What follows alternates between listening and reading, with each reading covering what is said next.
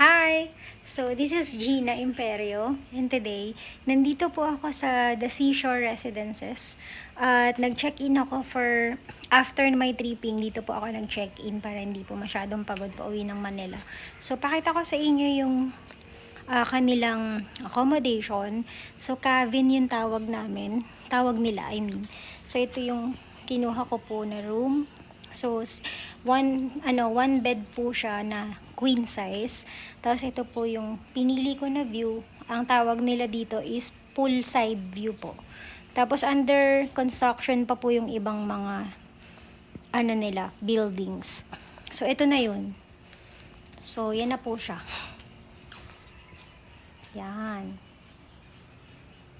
Yan na yun. So, mag-change outfit tayo. Kunyari, marunong tayo lumangoy. Swimming tayo dyan. So, later.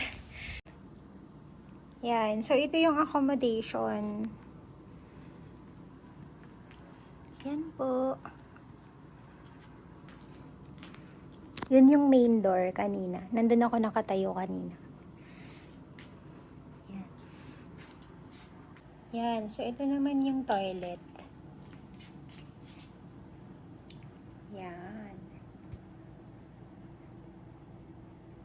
So, may bathtub siya.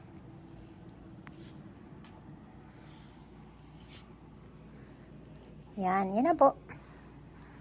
Ganda naman. Yan. Nakabihis na tayo. Magsaswimming tayo. Kunyari, sexy tayo.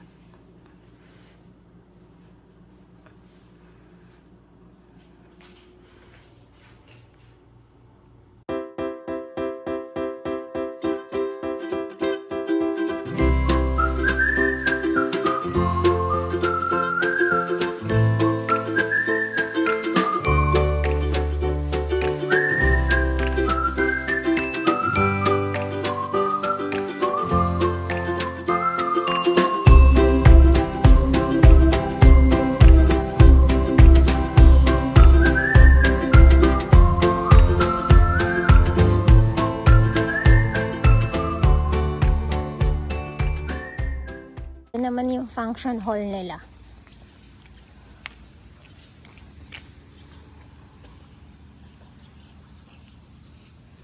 So, yan yung buong property.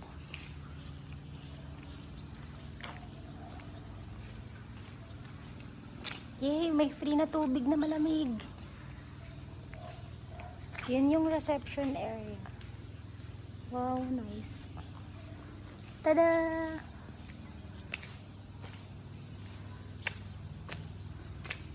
The seashore.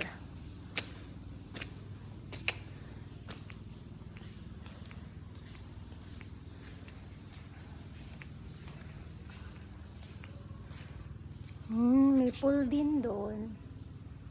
Pero green.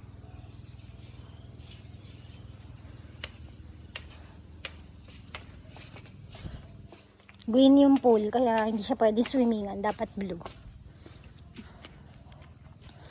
So, ako ang may-ari ng Seashore Beach Club. Nag-iisa lang nila akong client. Nag-check-in. So, ayan. Siguro maganda dito pag summer. Yun siguro yung taga-bantay. Good morning! So, nandito na tayo sa shore. Yan. So, yung lobby na to, facing ng shore, meron siyang dalawang pool. Ito yung 4 feet. Tapos yung side na yun, yung 3 feet. Ay, yung 5 feet. So, ayan. So, kahapon na-test ko na yung water. I mean, kagabi. Kasi mga 5:30 na ako lumusong after ng tripping. So, yung shore, medyo mataas ngayon. Ayan o. Compare kagabi na malayo na yung nilakad ko, tapos nandun pa. So, high tide ngayong umaga.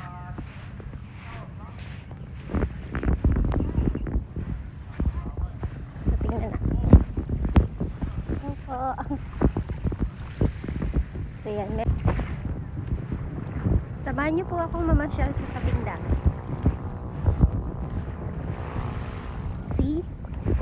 Diba worth it mag-invest sa Solmera Coast? Dahil nakikita nyo naman Kalmado talaga siya. Para siya sa mga nagpapanggap na swimmer. Yung lang, nagsuswimsuit, tas nasa gilid lang. Present. So, try natin later. So, ganito rin po yung, yung sand ng Solmera Coast. Kapaya sila ng shore. Pero mas malinis kasi sa, yan siya. Tada!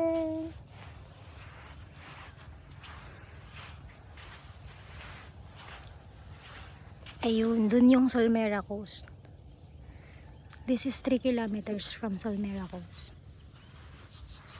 So, ito na yun. Todo na yan. So, siya, low tide.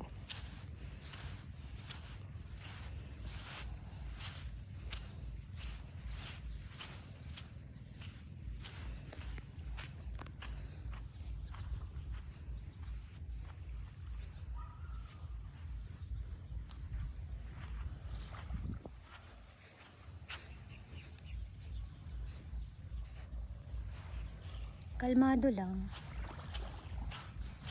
Parang buhay ko, kalmado.